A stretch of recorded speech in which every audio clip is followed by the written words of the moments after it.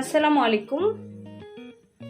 আচ্ছা, অনেক আপুরাই আমার কাছে জানতে চেয়েছিলেন লইট্টা, যে কাঁচা লইট্টাটা কিভাবে রান্না করব। তো আজকে আমি দেখিয়ে দিচ্ছি আমি কিভাবে করি। প্রথমে আমরা এখানে 1/4 কাপের মতো সয়াবিন তেল নিয়ে নিলাম।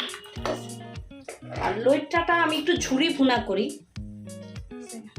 এখানে দিয়ে দিব আমি 1/2 কাপ পেঁয়াজ কুচি।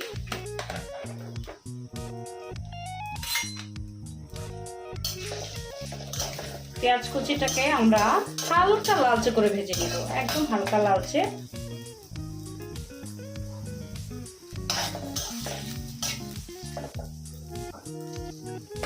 এখন হালকা লালচে হবে।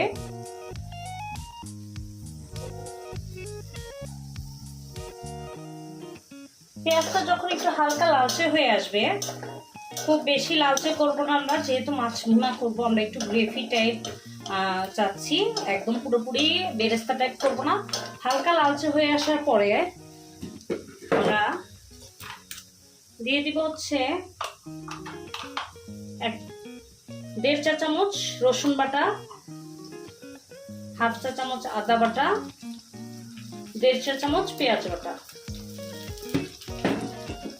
দিয়ে আমরা জাস্ট মশলাটা একটু কষিয়ে নিব। অনেকেই জিজ্ঞেস করো মশলাতে কাঁচা গন্ধ থাকে, রান্নার পরেও অতটা পেঁয়াজটা ভালোভাবে হয় না। পেঁয়াজটা যদি গলাতে চান সেটা আরেকটু লালচে করে ভাজবেন। হ্যাঁ, আচ্ছা, এখানে আমরা আমি এখানে নিয়েছি লবণ 1 চা চামচ লবণ, ধনে গুঁড়া 1/2 চা চামচ, হাটহাজারির মিষ্টি মরিচ গুঁড়া, যেটাতে কালারটা সুন্দর আসবে এই জন্য দিচ্ছি 1 চা চামচ, ঝালটা কম আসবে, 1 চা চামচ জিরা গুঁড়া, 1 চা চামচ হলুদ গুঁড়া আর 1/2 চা চামচ ঝাল মরিচ গুঁড়া। হ্যাঁ, সব আমি একসাথে দিয়ে দিচ্ছি।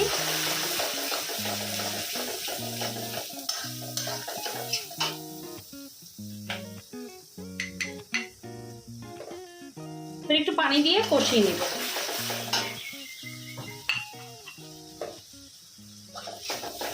দুই থেকে 3 বার অল্প করে পানি দিয়ে কষিয়ে নিব।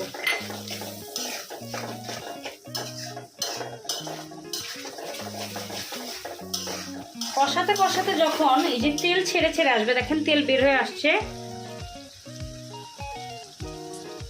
তখন আমরা কি করব, তেলটা যখন ছেড়ে দেব, আমি এখানে 1/2 কেজি লইট্টা মাছ আর হচ্ছে 250 গ্রাম চিংড়ি মাছ নিয়েছি। আমি লইট্টা মাছটা চিংড়ি মাছ দিয়ে ভুনা করি। হ্যাঁ, আমার আম্মা এভাবে করতেন, তো আমি ছোটবেলা থেকে এভাবেই খেয়েছি, এই জন্য আমার এভাবেই পছন্দ।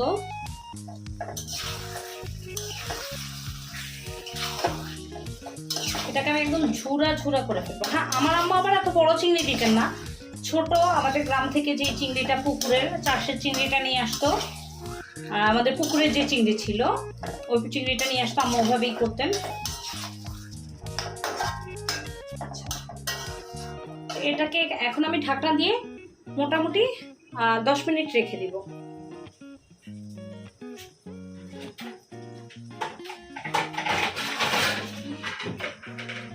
ঢাকনা দিয়ে রেখে দিলাম 10 মিনিট। মোটামুটি 5 মিনিট হয়েছে। দেখেন, এই মুহূর্তে আপনারা যারা চান তারা কিন্তু এই যে লইট্টা মাছের এই যে কাঁটাটা দেখেন, এটা নরম হয়ে গেছে। হ্যাঁ, আমি কিন্তু লইট্টা মাছের কাঁটাটা আলাদা করি না, ঠিক আছে? তবুও অনেকে চান, সেজন্য আমি দেখাই দিচ্ছি। এই লইট্টা মাছের কাঁটাটা আপনারা সরাই ফেলতে পারবেন। হ্যাঁ, এই সময় তাহলে আর এই যে কাঁটাটা দেখেন আস্তেই উঠে আসছে। আমার কাছে আবার দাঁতের নিচে পড়লে ভালো লাগে, যেহেতু আমি ফ্রেশ লইট্টাটা কেনার চেষ্টা করি। ঠিক আছে, দেখেন আমি আরেকটা দেখাই দিই। এই যে জাস্ট নাড়া দিলে এই যে কাঁটাটা আলাদা হয়ে যাবে। হ্যাঁ, ঠিক আছে, এই যে কাঁটা লেজটা আলাদা, আমি এটা সরাবো না। হ্যাঁ, এই যে কাঁটা, যারা চান এই মুহূর্তে কাঁটাটা আলাদা করে ফেলতে পারেন।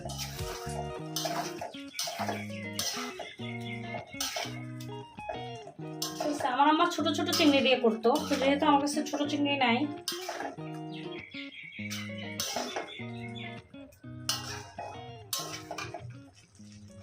এভাবে। এখন আমরা ঢাকনা দিব না, হ্যাঁ, এখন হচ্ছে আমরা যা ঝুরা করব, ঢাকনাটা জাস্ট সিদ্ধ করার জন্যই।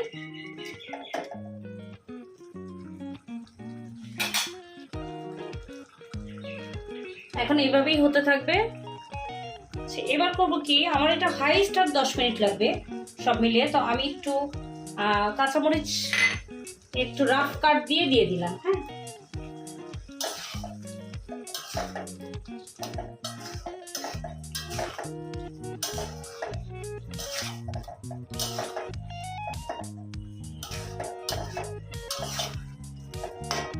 এই জায়গাটাতে আমরা আর একটু ভাজা জিরার গুঁড়া দিয়ে দিব, আর একটু দিব ভাজা জিরার গুঁড়া, ঠিক আছে,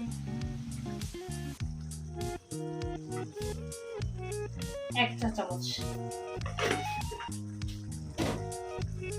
লইট্টা মাছে এই জিরা গুঁড়াটা যায় ভালো।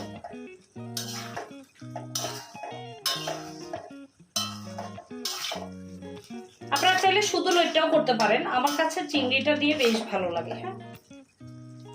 এটা আমি এখন এই লো হিটেই আস্তে আস্তে আস্তে আস্তে পানিটা শুকিয়ে ঝুরা ঝুরা করে নিব। আচ্ছা দেখেন আমার এটা তেল কিন্তু বের হয়ে আসছে, হ্যাঁ, পানি অলমোস্ট শুকায় আসছে, এখনো পুরোপুরি শুকায়নি, আরো 2-3 মিনিট লাগবে।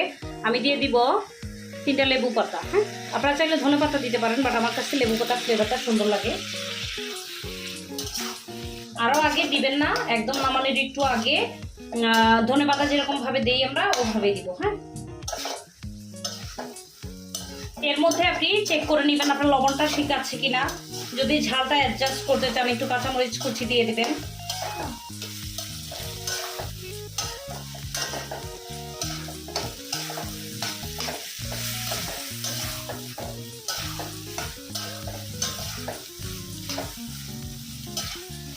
হয়ে গেছে আমার লইট্টা